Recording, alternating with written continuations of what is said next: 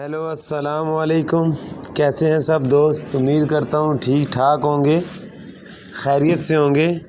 दोस्तों, आज आपके लिए जो वीडियो लेके आया हूँ ये निसान सनी गाड़ी के इंजन के बारे में है। इसका इंजन ओवरऑल मैंने रिसेंटली किया था, तो वीडियो के छोटे मोटे क्लिप्स मैंने बना के रख लिए थे।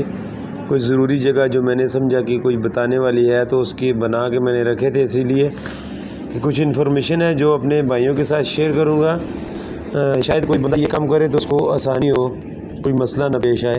वो इंजन वगैरह मैंने खोल लिया था, उसके दरमियान में नहीं बना सका वीडियोस वगैरह, लेकिन इसको जोड़ने के टाइम मैंने जो है ना ख़ास तौर से वीडियो बनाई है और सही तरीके से इस दफ़ा बनाई है कि इंजन जोड़ने का जो तरीका है वो आपको सही बताऊँ। कई लोग जोड़ते भी हैं, इंजन की लाइफ ज़्यादा नहीं होती, 5-6 महीने बाद फिर इंजन में आवाज़ आ जाती है, क्रैंक की आवाज़ आ जाती है या गाड़ी धुआं मारने लग जाती है।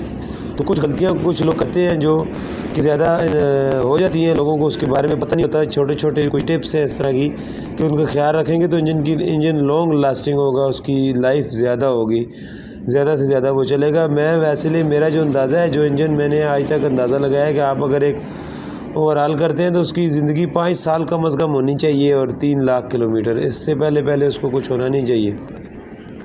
एक अच्छा इंजन बनाने के लिए ज़रूरी है कि आप उसकी जो जिस बंदे ने लेथ का काम किया है वो सही एक्सपर्ट हो, जो मैकेनिक है वो भी सही एक्सपर्ट हो। दोनों में से एक भी कमज़ोर होगा तो काम सही नहीं होगा।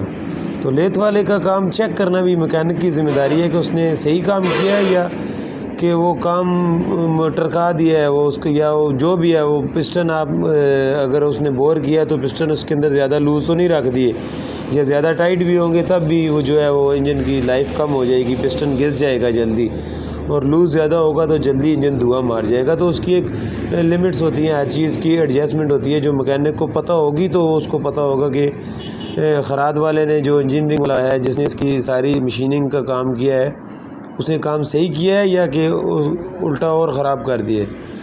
तो ये एक अच्छा मैकेनिक जो है उसकी ज़रूरी है कि वो सफाई अच्छे तरीके से करे इंजन की। जितने होल जिस तरह मैंने आप देख रहे थे अभी, हर सुराख में गन के ज़रिए हवा मारी है, उसको क्लियर किया है। इस तरह सारे सुराख आपने साफ़ करने हैं। ये इंजन का जो नीचे वाला पीस होता है, इंजन के 2 मेन पार्ट्स होते हैं, एक हेड होता है और एक सिलेंडर होता है।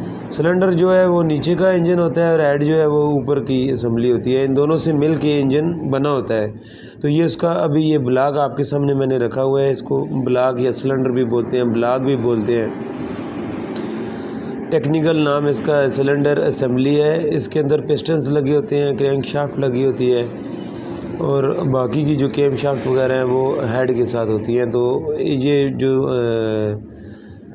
सिलेंडर के पार्ट्स हैं, जो ये ब्लॉक के पार्ट्स हैं, ये मैं अभी आपको दिखा रहा हूँ। मैं ब्लॉक को फिट करना शुरू किया हुआ है मैंने, वीडियो के अंदर आपको नज़र आ रहा होगा।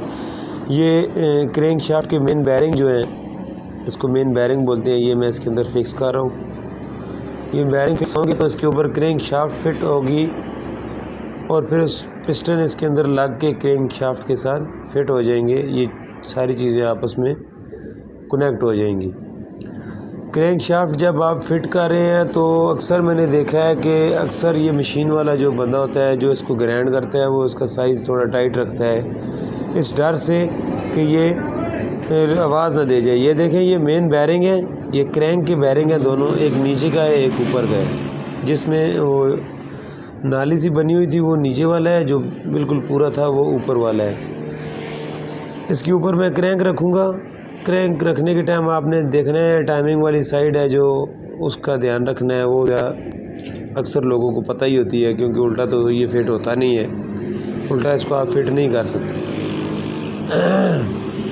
ये आपके सामने आ गया है, इसके अंदर बैरिंग मैंने लगा दिए हैं। अभी इसको ऑयलिंग आपने ज़रूर करनी है, उसके बाद इसमें क्रैंक फिट करनी है। तो मैं बता रहा था कि वो टाइट ज़्यादा जो है वो आप बिल्कुल इसको फिट ना करें। अगर क्रैंक शाफ्ट अगर आपने फिट कर दिया है, उसके बोल्ट वगैरह टार्क के हिसाब से उसको टाइट कर दिया है और क्रैंक शाफ्ट बिल्कुल फ्री नहीं है, जैसे मैं आपको दिखाऊंगा कितनी फ्री होनी चाहिए उतनी नहीं है, तो उसको फिट ना करें। उसको उसके बंदे के पास वापस लेके जाएं, उसको बोले ये मुझे नरम करके दो। ये बिल्कुल नरम होनी चाहिए। कितनी होनी चाहिए ये भी आप आगे देखेंगे कितनी होनी चाहिए। देखें, क्लीनिंग का बहुत ख़ास ख्याल रखना है आपने, बिल्कुल डस्ट वाला एरिया ना हो जिधर आप इंजन जोड़ रहे हैं। और जो मशीनिंग के टाइम जो भी इसके अंदर जो कचरा वगैरह गया है उसकी सफाई आपने हवा से सही करनी है। एयर कंप्रेसर मैकेनिक के पास ज़रूर होना चाहिए और लेथ वाला बंदा तगड़ा होना चाहिए जो काम को सही समझता हो। मेरे साथ एक बंदा है, बहुत अच्छा वो काम करता है, स्पेशली मैं उसका काम दिखाने के लिए वीडियोस बनाता हूँ। अगर किसी बंदे ने करवाना हो तो डिस्क्रिप्शन में मेरा नंबर दिया होगा, आप मुझसे कांटेक्ट करें, मैं आपका इससे कांटेक्ट करवा दूँगा। सजाद इस बंदे का नाम है, काफ़ी अच्छा है इसका काम है, मैंने काफ़ी इंजन इससे करवाए हैं। किसी काम में कोई कंप्लेंट अभी तक ज़ीरो कंप्लेंट है। तकरीबन 10 इंजन मैं करवा चुका हूँ और माशाल्लाह बहुत ज़बरदस्त इंजन का साउंड बनता है, हर चीज़ बिल्कुल एक्यूरेट ये करते हैं भाई मेरे। ये देखिए क्रैंक शाफ्ट इसके अंदर मैंने फ़िट किया। अब ये ब्लॉक के अंदर क्रैंक शाफ्ट अभी फ़िट हो गया। ये सबसे पहला स्टेप होता है इंजन जोड़ने का। अभी इसके ऊपर इसकी कैप मैं फ़िट करूँगा और फिर उसको बोल्ट लग के ये क्रैंक शाफ्ट ब्लॉक के साथ फ़िट हो जाएगी, उसका हिस्सा बन जाएगी। फिर उसके बाद इसके अंदर लगेंगे पिस्टन जो क्रैंक शाफ्ट के साथ फ़िट हो जाएंगे और क्रैंक शाफ्ट ऐसे घूमेगी, ये पिस्टनों को घुमाती रहेगी। ये इसका इतना ही काम है, क्रैंक का भी और पिस्टन का भी। बाकी का प्रोसेस हेड के अंदर होता है, वो जब हेड का नंबर आएगा वो भी आपको बताएंगे। आज स्पेशली मैं क्रैंक के लिए वीडियो बनाई है कि क्रैंक शाफ्ट फिट कर रहे हैं तो कौन कौन सी चीज़ों का ध्यान रखना है। जो मैंने बताई हैं आपने अच्छे से नोट कर लिया होगा। अभी इससे आगे जो है वो भी आपको साथ साथ बता रहा हूँ। टाइम की शॉर्टेज होती है मेरे पास, काम मैं सारा अपने हाथ से करता हूँ तो वीडियोस में बना लेता हूँ। ये क्रैंक शाफ्ट का ऊपर वाला बैरिंग है, ये देख रहे हैं ना आप, ये ऊपर वाला है। इसको पीस भी बोलते हैं, बैरिंग भी कुछ लोग पीस बोलते हैं, कुछ लोग जो है इसको मेन बैरिंग बोलते हैं। वैसे टेक्निकली इसका नाम मेन बैरिंग है। ये इस तरह से इसके अंदर कैप के अंदर लग गए हैं। अभी इसको आपने क्रैंक के ऊपर मैं फिट करूँगा। और ये देखें जी, इसको ऑयलिंग ज़रूर करनी है। ये देखें, ये ऑयलिंग ये ज़रूर आपने करना है, क्योंकि जब इंजन आप फिट करते हैं, उसको स्टार्ट करते हैं तो लाइन के अंदर आयल आते आते ना 4-5 मिनट लग जाते हैं। तो ये लाइन के अंदर आयल जब तक नहीं आएगा ये क्रैंक को तर रखेगा, रगड़ से बचाएगा। जितना नरम इंजन होगा बैरिंग कम रगड़े जाएंगे, घिसाई उसमें कम होगी तो उसके इंजन की लाइफ ज़्यादा होगी। तो इसीलिए इंजन आप जब फिट कर रहे हैं, नया इंजन असम्बल कर रहे हैं आप, तो इंजन को बिल्कुल नरम होना चाहिए। ये आपने ध्यान रखना है। किस चीज़ में कितनी प्ले है ये भी आपको पता होना चाहिए। कौन से बोल्ट का कितना टार्क है ये भी आपको पता होना चाहिए। क्रैंक शाफ्ट के बोल्ट हमेशा कोशिश करें आप टार्क रेंज से टाइट करें, हेड के बोल्ट टार्क रेंज से टाइट करें। स्पेशल टूल्स जो भी इंजन के लिए रिक्वायर्ड होते हैं वो आपके पास नहीं होंगे तो आप काम नहीं कर पाएंगे। एक जगह पे आप आके फंस जाएंगे, उधर स्टक हो जाएंगे। तो टूल्स जो है वो बिल्कुल आपके पास प्रॉपर मेंटेन होने चाहिए। मैंने चैनल बनाया था इसलिए कि मैं EFI के बारे में शेयर करूंगा, लेकिन मैंने नोट किया है कि YouTube पे मैकेनिकल के बारे में बताने वाले बंदे बहुत कम हैं। ज़्यादातर लोगों का फोकस है इलेक्ट्रिक पे, किसी कोई BCM पे बना रहा है, कोई ECM पे बना रहा है, कोई ABS पे। मुझे भी ये सारे सिस्टम्स पे मैं वीडियो बना सकता हूँ, EGR वाल पे, इलेक्ट्रॉनिक पावर स्टीयरिंग पे और ऑटोमेटिक गियर्स पे, ये सारी चीज़ों की रिपेयरिंग मैं करता हूँ। और ये BCM, ECM, PCM प्रोग्रामिंग काफ़ी हद तक ऑनलाइन प्रोग्रामिंग भी मैंने की हुई है। दुबई में मैंने काफ़ी अर्सा काम किया, तो ये की प्रोग्रामिंग के बारे में ये सारे काम मैं करता हूँ और इस पर वीडियोज़ भी बना सकता हूँ। लेकिन एक तो पाकिस्तान में उस लेवल का काम मेरे पास नहीं आ रहा आजकल, क्योंकि पाकिस्तान में मैंने नया स्टार्ट लिया है। पहले इससे मैंने तकरीबन 10 से 12 साल दूसरे मुल्कों में काम किया, तो इधर इतनी वो अभी उस लेवल पे मैं पहुंचा नहीं हूँ, क्योंकि मार्केटिंग उस तरह की नहीं है।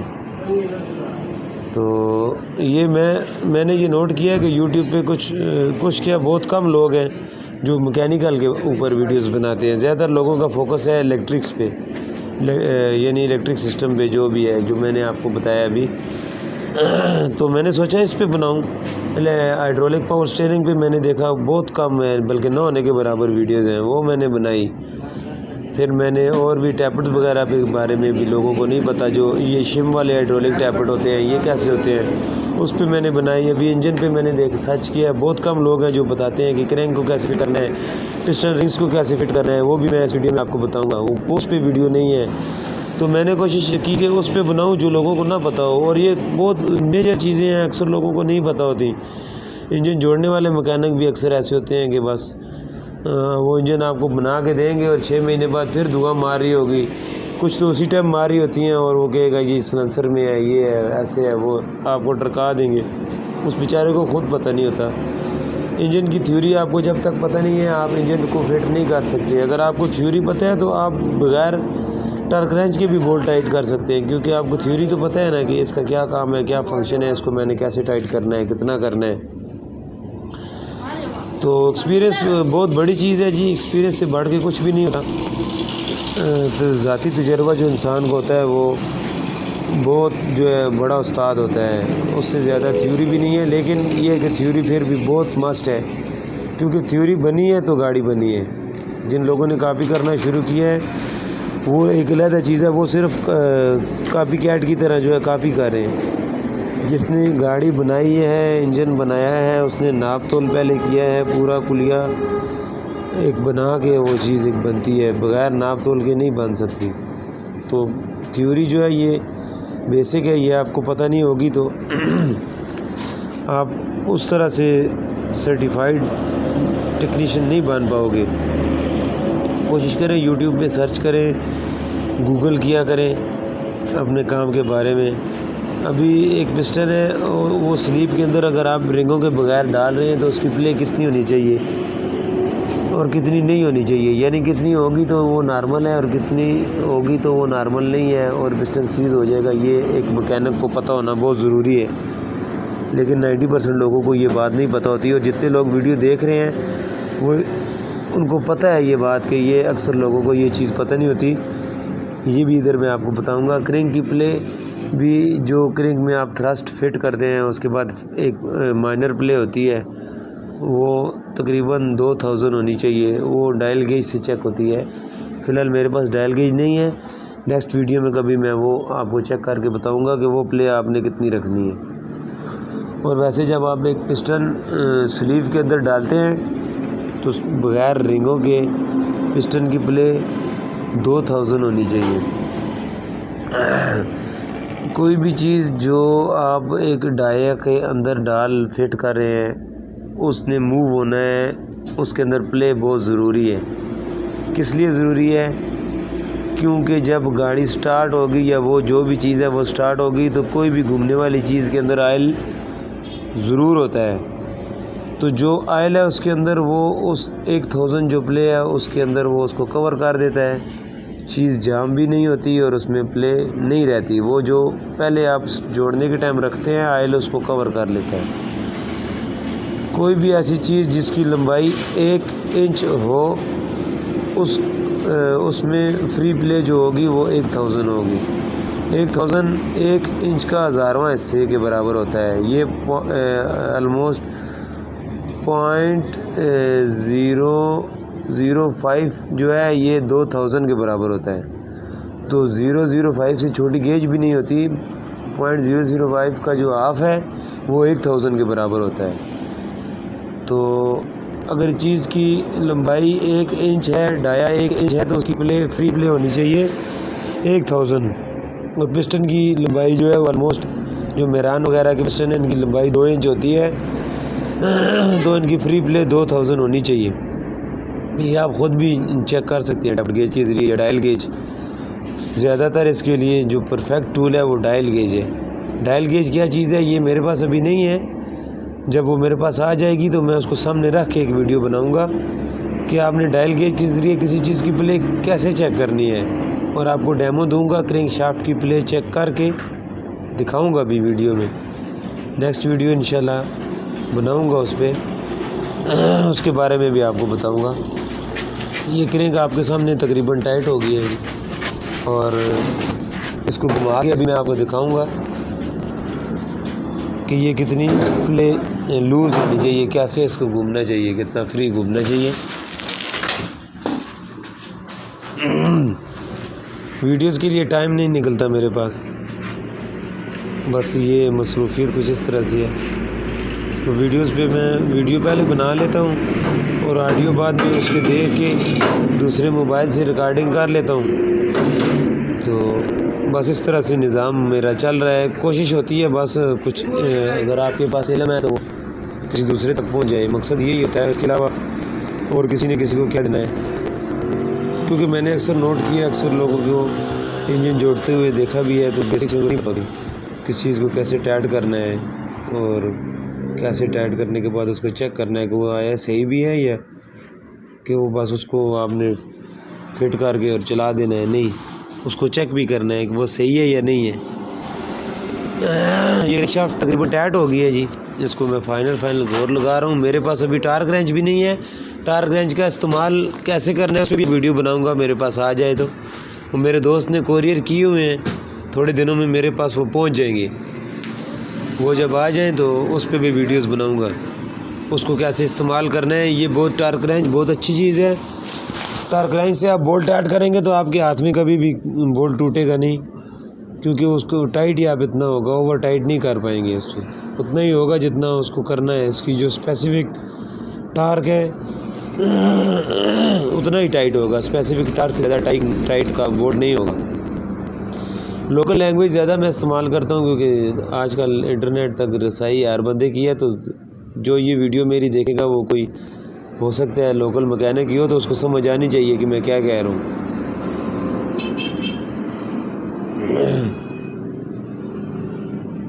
इसकी क्रेंक ऑलमोस्ट टाइट हो गई है।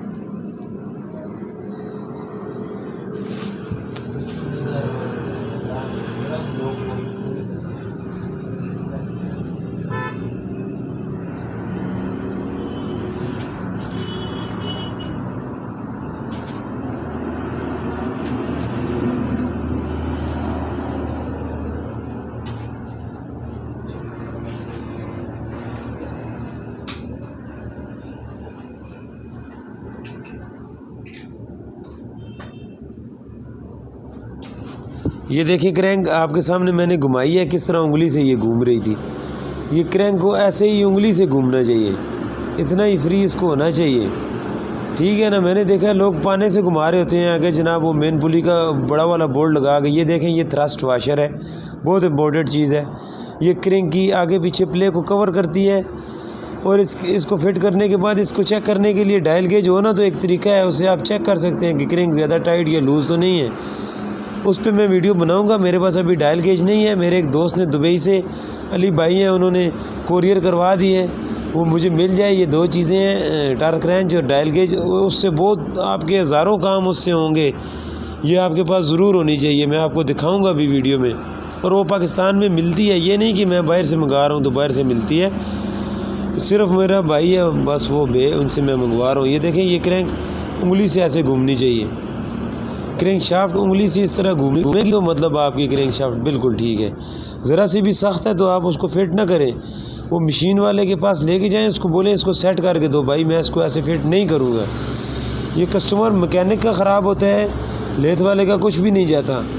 पहले तो कोशिश करें सही एक्सपर्ट बंदे के पास आप जाएँ, एक्सपर्ट बंदे से जिसके पास मशीनें हों, सारी मशीनिस्ट अच्छा हो, काम को समझने वाला भी हो। ये नहीं मशीनें लेके बैठ गया, उसको काम का पता नहीं है, इंजीनियर टाइप का बंदा हो। मेरे साथ एक बंदा है, वो सजाद भाई उनका नाम है, टेक्सला में उनकी शॉप है, और माशाल्लाह उनका काम एक्यूरेसी में बिल्कुल जो है ना, वो एक्यूरेट 100% मैं उनकी गारंटी दे सकता हूँ, वो एक्यूरेट काम करते हैं। चाहे वो वाल की ग्राइंडिंग हो, चाहे वो क्रैंक की ग्राइंडिंग हो, चाहे वो बोर करना हो या स्लीव लगाना हो, कोई भी काम हो मैं उनसे करवाता हूँ। और मैं 8-10 इंजन उनसे करा चुका हूँ और 100% रिज़ल्ट मिला है।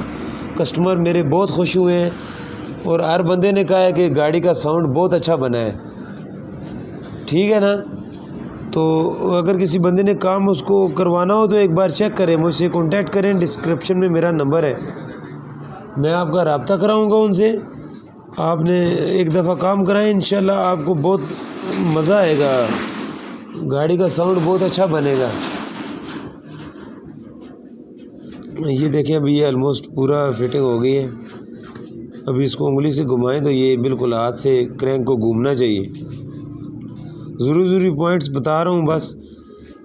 बाकी जो है इसकी टाइमिंग पे भी मैंने वीडियो बनाई हुई है। इसी वीडियो में मैं टाइमिंग भी समझा दूँगा, रिंगें आपने कैसे फिट करनी है वो भी बताऊँगा।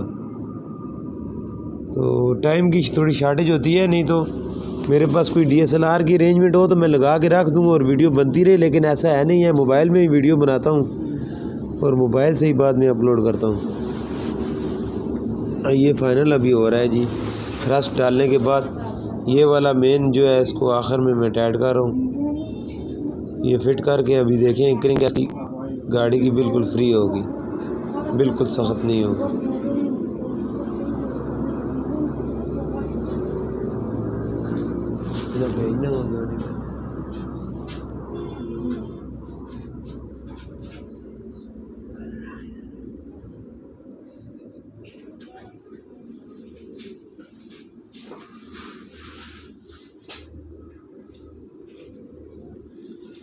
ये देखें जी क्रैंक, ये देखें किस तरह नरम है। डरना नहीं है आपने, इतनी नरम होनी चाहिए। क्रैंक बिल्कुल इतनी नरम घूमेगी तो इसकी ज़िंदगी ज़्यादा होगी। अगर कम खाएगी तो इसके बैरिंग कम घिसेंगे तो इसकी ज़िंदगी ऑटोमेटिक ज़्यादा हो जाएगी।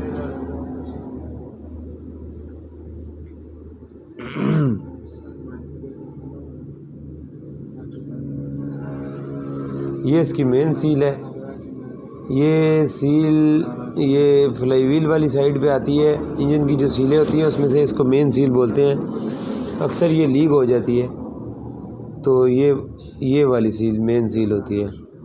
इंजन की लीकेज पे भी मैं एक वीडियो बनाऊंगा। कुछ बहुत लोगों को इशू होता है कि इंजन ऑयल लीक हो रहा है और पता नहीं चल रहा किधर से लीक है। तो इंजन के 4 से 5 ऐसे पॉइंट हैं जो जिधर से ऑयल लीक हो सकता है, बस उधर से लीक होगा और दूसरी जगह से नहीं होगा। और ये सारे पॉइंट आप रिपेयर करें तो आपका कुछ भी इतना ख़र्चा भी नहीं आता। सिर्फ आपको पता होना चाहिए कि आपने इसको कैसे करना है। तो इंजन के अंदर मेजर 3 सीलें होती हैं, किसी में 4 होती हैं और कुछ में 2 होती हैं, बस यही होती हैं। और एक 2 जगह है जिधर सिलिकॉन से आप सिर्फ सीलिंग करते हैं। ये 4 जगह जो है इधर से आप लीकेज बंद कर दें, आपके इंजन में लीकेज बिल्कुल ख़त्म हो जाएगी। सिर्फ डायग्नोसिंग में जो है आपकी डायग्नोसिंग अच्छी होनी चाहिए। और इंजन के टाइम आप जब जोड़ रहे हैं, इंजन आप ओवरऑल कर रहे हैं, तो बहुत ख़ास ध्यान करें सीलिंग का, ऑयल की, पानी की, क्योंकि इंजन आपने ओवरऑल किया है और उसका ऑयल लीक है तो बिल्कुल जो है ना आपको इंजन में ऑयल लीक रहेगा। जब ऑयल कम हो जाएगा तो इंजन में कोई ना कोई गड़बड़ ज़रूर हो जाएगी। तो लीकेज का ख़ास ध्यान रखें। पानी भी लीक होगा तो गाड़ी ओवर हीट हो जाएगी, उससे गाड़ी की पिस्टन रिंगें जो है वो ख़त्म हो जाएगी ओवर हीट होने से। तो पानी और ऑयल की लीकेज के लिए जितनी भी फिटिंग है, वाटर पंप की फिटिंग है, ऑयल पंप की फिटिंग है, चैम्बर की फिटिंग है, उसकी सीलिंग जो है बहुत ध्यान से करनी है आपने, बहुत ध्यान से, लीकेज ना हो। ये देखें अभी रिंगें डालने का तरीका आपको बताऊंगा। रिंगें मैंने जिस पिस्टन की रिंगें प्रो के ऐसे हिसाब से रखी हुई हैं कि मैं निकालता जाऊंगा और डालता जाऊंगा। मकसद समझाना है। एक पिस्टन पे रिंगें डाल के आपको समझा दूंगा कि इस तरह से आपने डालनी है। पिस्टन रिंग को आप स्लीव के अंदर डालेंगे तो उसका गैप जो है वो 0.05 mm होगा, तो बिल्कुल सही है, आपका स्लीव बिल्कुल ठीक है। ये इसके अंदर डाल के मैंने यही चेक किया। सब रिंगें बारी बारी डालें और चेक करें 0.05 0.05 mm वाली गेज जो है वो जाए। जब पिस्टन ना हो, सिर्फ रिंग डाली हो, तो आपका स्लीव ठीक है और रिंग भी ठीक है। ये सबसे पहले आप डालेंगे ऑयल रिंग। ये देखें जी, ऑयल रिंग का जो जाली होती है जो इसको नीचे से ऊपर उठा के रखती है, सबसे पहले वो डालेंगे। फिर उसके ऊपर 2 ऑयल रिंगें आपने डालेंगे जो पतली वाली होती हैं। ये देखें जी किस तरह से आपने डालनी है और गैप किधर रखना है, ये किसी बंदे को नहीं पता होता और ना कोई बताता है। ये मैं आपको बता रहा हूँ। ये देखें, एक का मुंह आपने अगर एक साइड पे रखा है तो दूसरी का मुंह आपने उसकी ऑपोजिट साइड पे रखना है। दोनों का मुंह एक तरफ आपने नहीं रखना। ऑयल रिंग 2 होती हैं, एक मुंह एक साइड पे आपने रखा, दूसरी का दूसरी साइड पे रखा। तो सेकंड रिंग जो अब आपने फिट करनी है तो उसका मुंह उस तरफ रखना है जिस साइड सबसे पहली वाली रिंग का मुंह आपने रखा था। वजह क्या है कि इन दोनों के दरमियान ऑयल की जो ऊपर वाली रिंग है वो आ जाएगी। ठीक हो गया। उसके बाद आपने डालनी है कंप्रेसर वाली टॉप रिंग जो होती है। तो टॉप रिंग का मुंह आप सेकंड वाली रिंग के ऑपोजिट साइड पे रखेंगे तो सब कुछ ज़बरदस्त बराबर। ये देखें ऑयल वाली रिंग नीचे है, दूसरी का जो मुंह दूसरी तरफ है वो दोनों के सेंटर में आ गई। ठीक हो गया। इन दोनों के सेंटर में एक ऑयल वाली रिंग आ गई है। तो ये आमने सामने अगर इन केस आ भी गए तो आपका गाड़ी धुआं नहीं मारेगी। ठीक है। इसी तरह आप इसको सेकंड रिंग के ऑपोजिट साइड पे आप डालेंगे, इसका मुंह करेंगे तो इन दोनों के सेंटर में सेकंड वाली रिंग आ जाएगी। तो ये भी अगर आमने सामने आ भी गए तो आपका कंप्रेशन भी मिक्स नहीं होगा और गाड़ी धुआं भी नहीं मारेगी, ऑयल भी ऊपर नहीं आ सकेगा क्योंकि दोनों के सेंटर में हेल्प के लिए एक और रिंग आ गई है। ठीक हो गया। पिस्टन रिंग इस तरह आपने रख के और इनको अल्लाह खैर सलाह इनको फिट कर दें। इसको कुछ भी नहीं होगा। मेरा ऑलमोस्ट 17 साल का एक्सपीरियंस है और मैं इसी तरह डालता हूँ। कभी किसी गाड़ी को कुछ भी नहीं हुआ और ना कभी आज तक अल्हम्दुलिल्लाह मेरा इंजन कभी वापस खुला है और ना किसी ने धुआं मारा है 3-4 साल से पहले। अब ये देखिए असम्बली और हेड दोनों चीज़ें बिल्कुल रेडी करके मैंने रख दी हैं। अभी गाड़ी के अंदर इनको मैं डालूँगा, पहले असम्बली फिट करूँगा, फिर हेड फिट करूँगा और फिर गाड़ी स्टार्ट करके हो सका तो वीडियो शेयर भी करूँगा। लेकिन मुझे लगता है कि मैंने स्टार्ट करने के बाद गाड़ी की वीडियो नहीं बनाई। गाड़ी इधर से एक वर्कशॉप से जा चुकी है और बिल्कुल सही चल रही है और कस्टमर जो है वो उस पर कमेंट भी इंशाल्लाह ज़रूर करेगा। मुझे पता है, वो भी मेरा दोस्त है, उसके साथ मैं वीडियो शेयर करूँगा कि उसका कैसा एक्सपीरियंस रहा, गाड़ी कैसी चला रहा है और चलने में कैसी है। गाड़ी का साउंड माशाल्लाह बहुत अच्छा था। रनिंग करके 2 दिन मैंने चला के गाड़ी दी है। गाड़ी A1 एक्यूरेट बिल्कुल सही हो गई थी। टाइमिंग पे भी रह गया। इंशाल्लाह नेक्स्ट टाइम वीडियो बनाऊंगा। दुआओं में याद रखिएगा और कोई टॉपिक कोई भाई किसी पे वीडियो बनवाना चाहता है तो बताइएगा। इलेक्ट्रॉनिक पावर स्टीयरिंग, ABS और कोई भी ऐसा इशू जो आपको आ रहा हो और उसको ये आपको समझ ना आ रही हो तो कमेंट में ज़रूर बताइएगा। मैं उस पर वीडियो कोशिश करूँगा, ज़रूर बनाऊँगा। एक भाई ने कमेंट में कहा था कि ECMs की बेसिक पे वीडियो बनाएं।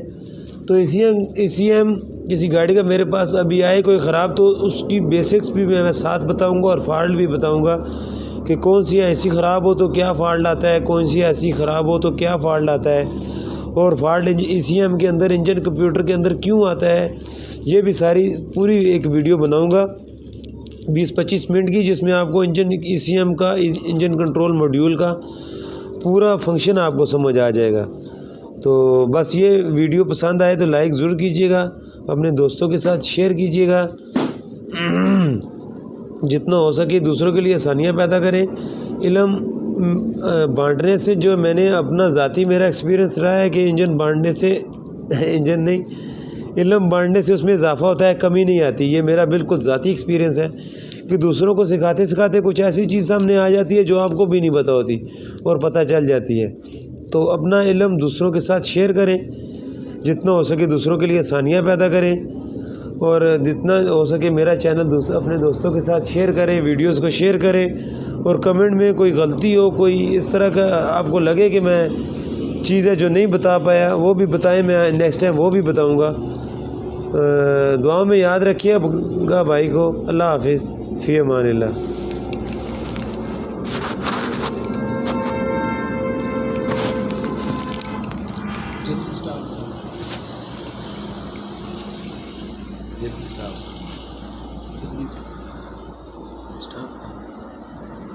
हेलो, अस्सलाम वालेकुम। कैसे हैं सब दोस्त? उम्मीद करता हूँ ठीक ठाक होंगे, खैरियत से होंगे। दोस्तों आज आपके लिए जो वीडियो लेके आया हूँ ये